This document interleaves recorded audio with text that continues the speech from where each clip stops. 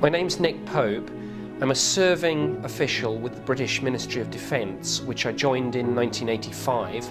I've done a number of different tours of duty there, the most relevant of which is from 1991 to 1994, when I was posted to a division called Secretariat Air Staff, and my duties there were to research and investigate the UFO phenomenon for the British government.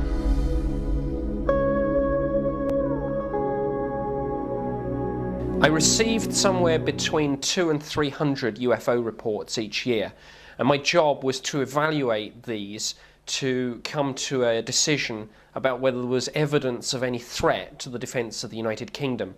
Now, after an in-depth investigation, 90 to 95% of those sightings turned out to have prosaic explanations, but we were left with a hard core of sightings which defied any conventional explanation whatsoever, and these were a bunch of interesting cases involving sightings by military personnel, near misses between UFOs and aircraft, instances where UFOs were tracked on radar, and cases where UFOs were captured on film and video. Over the years in which the British government has been looking at the UFO phenomenon, there have been numerous cases on which uncorrelated targets have been tracked by military fighter controllers, and certainly on a number of those occasions military jets were either diverted from task or indeed scrambled to try and intercept these objects, not to engage them in any hostile sense, but merely to close with them to identify them. Now, on those occasions, I have to say, we have not been successful in our attempts to make an interception. Invariably, we find that the speeds and maneuvers of the UFOs are way ahead of the best things in our inventory with regard to aircraft. So they run rings around us, frankly. On occasion, when military jets have actually been chasing UFOs to try and maybe get gun camera footage or to try and close within visual range to get an ID on what the mystery craft is. These things have shown not only are they capable of phenomenal bursts of speed, but also the capacity to just stop and turn in an instant, raising all sorts of issues about the G-force implicit in such a maneuver. G-forces which, frankly, even with the best G-suit, would be far too much, I think, for any human to survive. So that in itself raises interesting questions about who's operating these things. To pick a few cases to talk about which are particularly impressive, I think one has to perhaps start back in 1956, say, with a radar visual sighting that took place near the Bentwaters area. And on this occasion, and incidentally this was one of the cases written up in Project Blue Book and judged to be particularly significant. Now, to cut a long story short, there were fighter controllers who picked up a radar target which was not readily identifiable as one of our own aircraft. So we simply took a look at that and judged that there was indeed a solid structured craft in the air. It was travelling at a phenomenal speed compared to the envelope, as it were, of our own fighters. So jets were launched, and indeed the pilots did manage to close and get a visual sighting on this object. They just described it, I think, really as some sort of structured, possibly disc-shaped craft. But frankly, it was just too fast and maneuverable for them to get a really clear view. And again, it ran rings around them. So that was an interesting example, one of many, of these craft displaying speeds and maneuvers which we couldn't hope to match. Now, to throw in an example of a much more modern sighting, and one that I was directly involved in the investigation of, on the 30th and 31st of March 1993, a series of UFO encounters took place over Great Britain. The most interesting of which involved an occasion where 2 Air Force bases were actually overflown by a large triangular or diamond-shaped UFO. Now, the 2 establishments involved in this are RAF Cosford and RAF Shawbury in the Midlands. At RAF Cosford, the Guard Patrol, this happened, in fact, this part of the sighting happened in the early hours of the 31st, about 1:10 in the morning. The Guard Patrol at Cosford saw this UFO fly directly over the base. They, of course, phoned in an immediate report, found, interestingly, there was nothing showing up on radar at all, even though they had this thing going right over their heads. They phoned, amongst other people, their colleagues at RAF Shawbury, which is about 10 or 12 miles down the road. And the meteorological officer took the phone call. Now, you have to understand there is only a skeleton staff at these establishments. So the Met officer there took the call, went outside, perhaps just thinking really that this was perhaps people playing a trick on him. But sure enough, in the distance, he saw a bright light heading his way. This thing got closer and closer. And the way he described it to me, voice shaking with emotion the following morning, was like a massive, flat, triangular-shaped craft, possibly raised a little bit like a diamond, passing over his head at a height of maybe no more than 200 feet, slightly to one side, emitting a low-frequency humming sound, which he said that he could not only hear but feel. Intriguingly, this craft was firing a narrow beam of light down at the fields just beyond the perimeter fence of the military base. And he said that this object came towards him at a speed of probably no more than 20 or 30 miles an hour, very slow. Suddenly the light retracted up into the craft, and in an instant it shot off to the horizon in a matter of seconds. And he said, bear in mind, this is an Air Force officer with 8 years experience in the service. He sees aircraft and fast jets every day of his life. And he said, well, the speed of this thing was probably about 10 times the speed of an Air Force jet. And when I asked him to estimate the size of this mystery craft, with typical military precision, he said it was probably midway between a C-130 Hercules transport aircraft and a Boeing 747 jumbo jet. Now, I launched a full investigation into this incident, and in fact this was one of a series of sightings that took place over the entire country on that particular night, involving not just members of the public but numerous police officers, particularly in the southwest of England and in Wales, and also in the Midlands. Now, I made all the usual checks. We impounded the radar tapes and had them sent up to Ministry of Defence main building. We checked the radar tapes. At first we thought we might have something, but we eliminated that out as really just anomalous propagation. And we made all the series of checks that we could possibly make, checking for everything from satellite tracks and re-entry into the Earth's orbit of space debris to astronomical phenomena, meteorites, fireballs, satellite tracks, military aircraft exercises, weather balloon launches. However unlikely this was, we checked. That was always the philosophy. You check everything in this business. We drew a complete blank, and at the end of about a week or so of pretty solid work on this, I put a report up the chain of command through my head of division to the Assistant Chief of the Air Staff, an Air Vice Marshal. So I think, yes, a 2-star Air Force officer.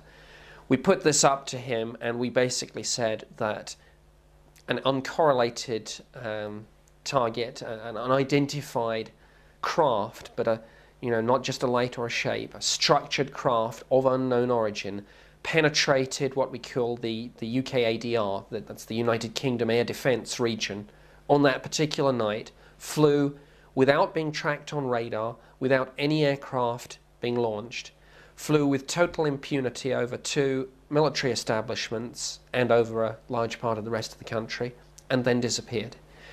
Object unexplained. The Assistant Chief of the Air Staff thought long and hard about that, and I suppose it was a catch-22 situation. He simply came back and he said, well, it's a very interesting case, but you've clearly run all the checks that you can make. There is, frankly, nothing more we can do, but it's fascinating. Now, I think when that went up the chain of command, and I can't recall, although I suspect it did, whether it went to defence ministers or not, and indeed up to Chief of the Defence Staff and Secretary of State for Defence. But I think whatever the nature and the unsatisfactory nature of the conclusion, we certainly changed a few people's minds there about the whole nature of the UFO phenomenon. And we got, I think, a number of senior civil servants and military officers to really realise on their watch, as it were, that this was not just stuff and nonsense, that the UFO phenomenon is not just lights and shapes in the sky. It's real, it's solid, it can involve the military as much as anyone else. And I think that remains one of the most significant cases ever to have taken place in Britain. And frankly, it shows, if indeed there is any doubt remaining, the serious defence and national security issues raised by the whole UFO phenomenon. Over the years, there have been a number of films taken by military aircraft through gun cameras. Now, unfortunately, this film footage, and again, I checked, it does not seem to exist anymore. Now, interestingly, one of my predecessors, who headed up the division where I worked under its previous title of DS-8, that is Defence Secretariat 8, was a man called Ralph Noyes, and he is someone who, before his death, also, as a Ministry of Defence employee, spoke out publicly about the reality of the UFO phenomenon and made the point to all who would listen that there was a serious phenomenon here, and it did need and deserve serious study. Now, Ralph certainly did see those bits of film footage, and Ralph told me, and indeed I think his testimony has gone on to the written record as well. He did tell me that he was called to a briefing of senior Air Force personnel, and that they all gathered around to look at some of this footage that had come after a chase where a military jet had been sent up to try and get a closer look at a UFO. And Ralph Noyes told me that he and all these people on the air staff just sat around gasping with astonishment, looking, pointing, wondering, but frankly not able to really take it that much further, except again the implicit acknowledgement that there are things operating in our airspace which have better capabilities than we do. And when I say that, of course, I include the point about prototype craft, because one of the points that is often put forward about the UFO phenomenon is the, I suppose, fairly reasonable question. Well, couldn't it be that what you're seeing when you talk about structured craft with high speeds and extraordinary maneuvers is just the next generation of Air Force planes, prototype devices, whether they be aircraft or remotely piloted vehicles? Well, speaking as a serving member of the Ministry of Defence and having done the UFO job for 3 years, I can tell anyone who makes that point that yes, of course, at any given time there are prototype aircraft and devices that we operate, but we know where we operate our own bits of kit. We operate them in very carefully controlled and defined ranges and danger areas, and we do not make mistakes about UFOs and prototypes. We don't go chasing UFOs if it's a prototype. We can tell the difference. So when the public sees something, you know, who knows, it depends where they see it, but when we're talking about military sightings and when we're talking about the research and investigation that I did, if I had stumbled onto a prototype test, then A, I would have known and B, if I hadn't have known, I would have been told, and of course we would have butted out of that pretty quick.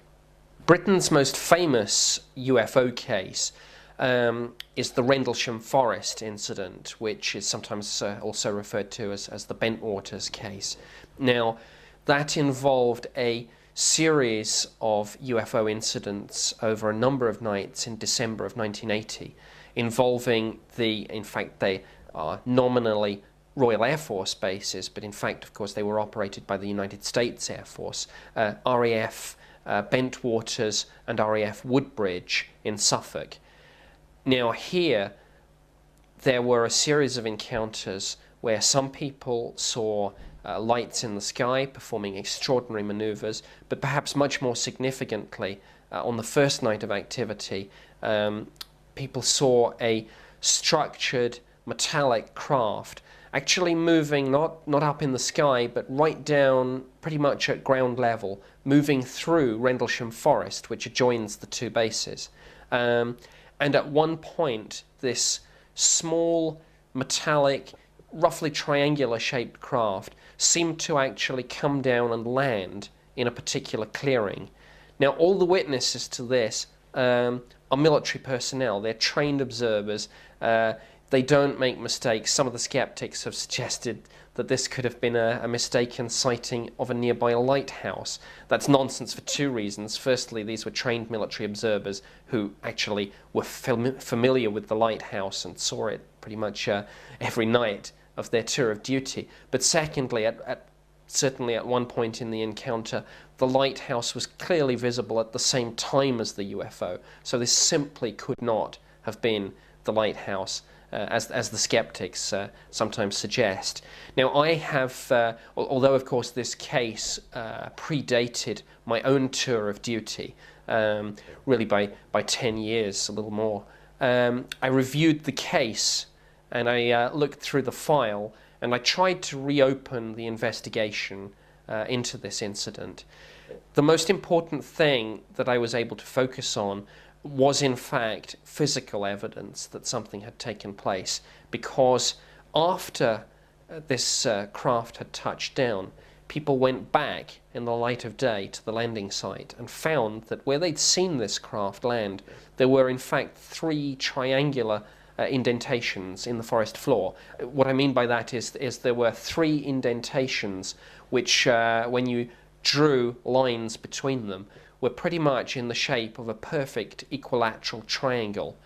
Now, one of the things that was done was that the area was checked for radiation, and this is where I came in. I took the readings that were taken, and it's important to say these readings peaked in 2 places. They peaked in the indentations themselves, and also some damage that was done to the sides of the trees in the clearing, as if this thing had come down and snapped off some branches and stripped off some bark as it had done so, either coming in or going out. Now, I sent the figures that had been recorded at the time by Lieutenant Colonel Charles Holt, who was the Deputy Base Commander, himself a witness to some of these incidents.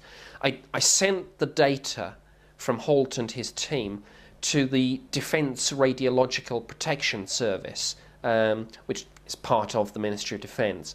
And they came back to me and they were frankly bemused by this whole thing, and they said that the radiations from the indentations in the ground were 10 times background for that area, 10 times what they should have been. Now, of course, it is important to say that the levels were still comparatively low. Holt and his team were not endangered by this. This was still low-level radiation. But again, looking at it from a scientific point of view, that's not the point. The point is that when compared with, as it were, control readings immediately outside of the area, you had this peak of 10 times normal, right where this thing, whatever it was, came down on the forest floor. So that, I think, is extremely significant, because it involved not only sightings by trained military observers, and also I should mention that at one point this craft was tracked on radar from a nearby base, RAF Watton. So you had sightings on radar, sightings by trained military personnel, and after the event, in the cold light of day, the undeniable scientific methodological evidence of the radiation readings. So that, by anyone's standards, has to be an extremely significant event, and proof, I think, beyond all question of doubt, that there was an unknown craft in that particular clearing on that particular night. And I have seen witness statements from them, and I've heard testimony from some of those involved to suggest that much more went on that particular night than even went into the file that ended up in the Ministry of Defence, where it's claimed that UFOs have taken an extreme interest in civilian nuclear power stations, military installations with nuclear assets there. During my tour of duty in Secretariat Air Staff at the Ministry of Defence, I operated, I hope, a very open policy with regard to the UFO issue, and I made it my business to be quite open and honest about the official research and investigation that I was doing, and not to suppress any data on this. I believe that governments and the military, and indeed private researchers, politicians, whoever, everything should be in the public domain on this issue. Governments can't, I think, have it both ways. You cannot say on the one hand, as the party line often goes, that UFOs are of no defence significance, and then on the other, keep back some of the data. You simply can't do that. You have to have it one way or the other. And if, as governments consistently say, as it were, when the politicians probe on this issue, or when the media inquire, that there's really nothing to worry about, then okay, let's see all the data and let's check that that decision is a valid one, reached through a proper methodology. Now, I, in support of that aim, believe that there should be a full disclosure of all information on UFOs held by governments all around the world. I think there are some encouraging signs that that's beginning to happen.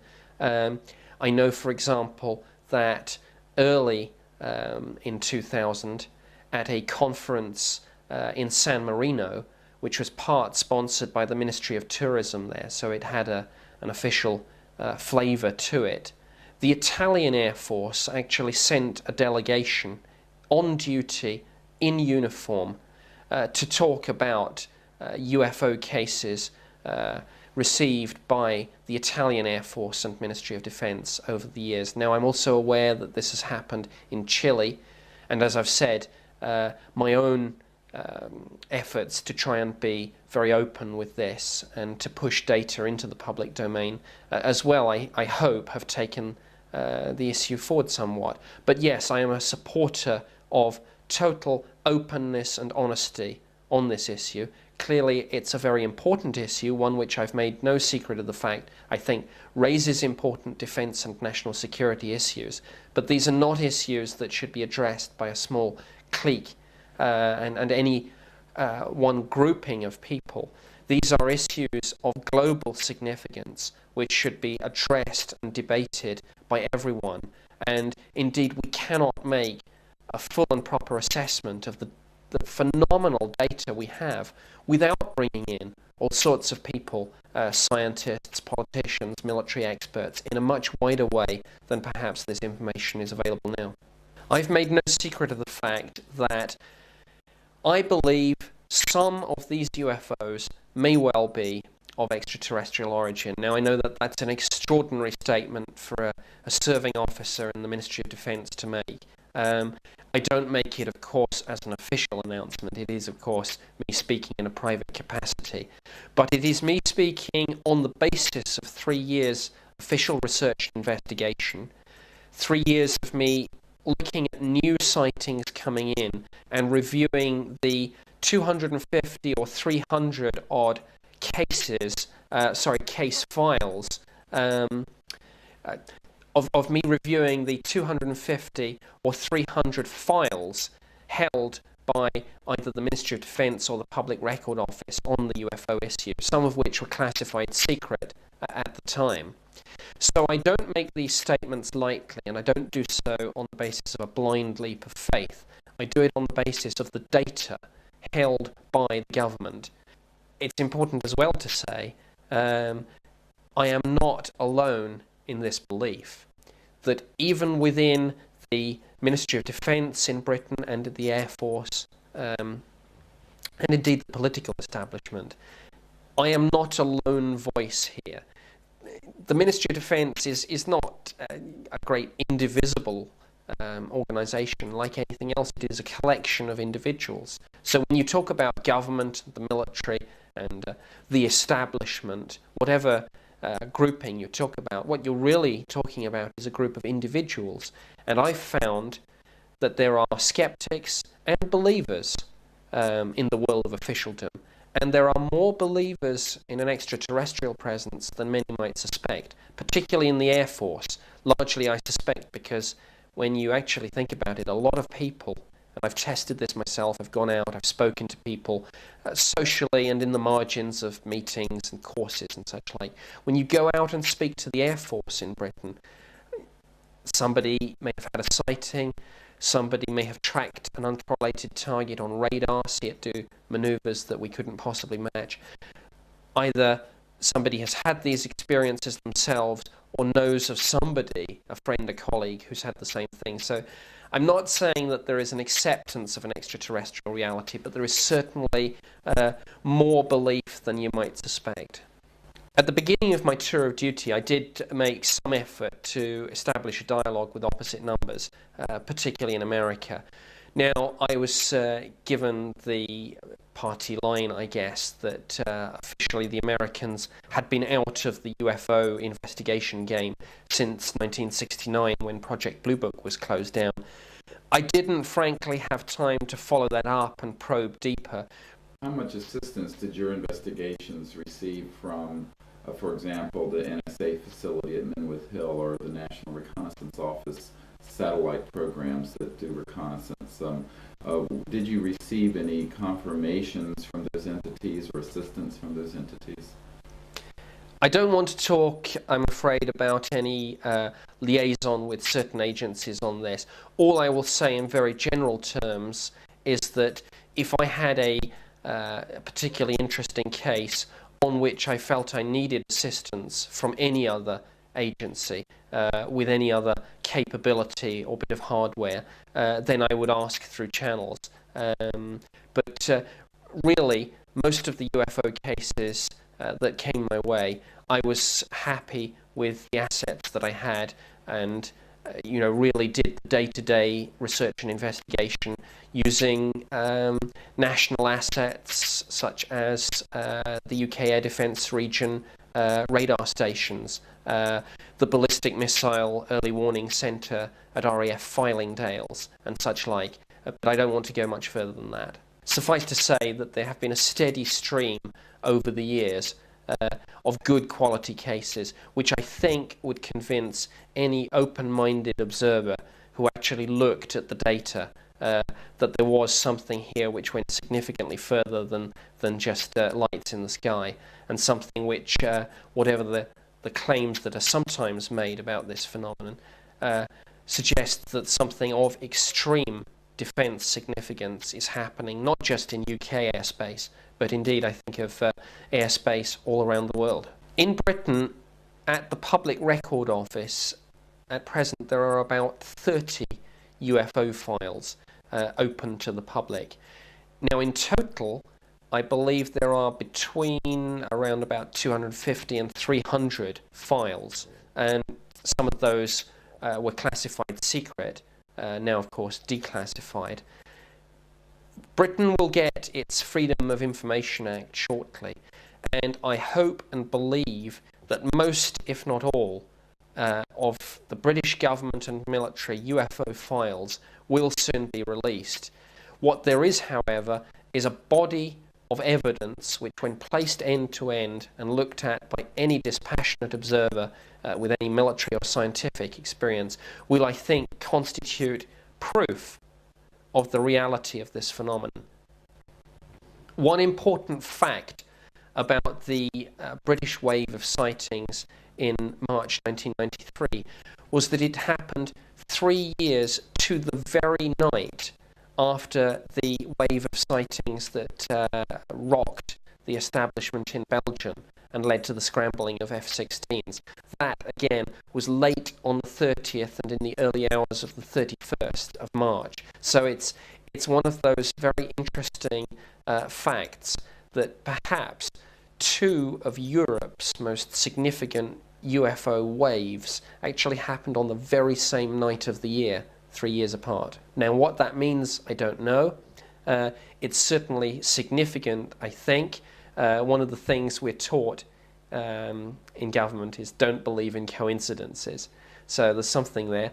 Perhaps, I think it's been suggested